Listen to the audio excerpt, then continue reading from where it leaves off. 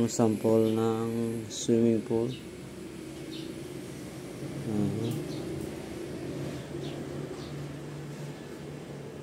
So, saan ba yun? Yan.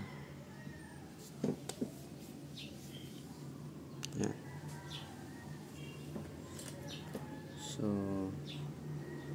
ito ang suction tong dalawa, kasi kailangan dalawa, hindi pwedeng isa lang para hindi clog.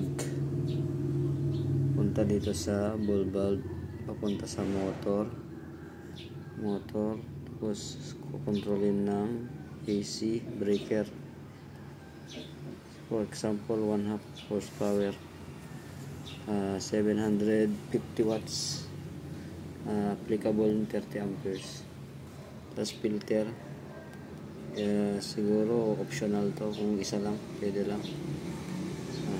And then goes to ball valve,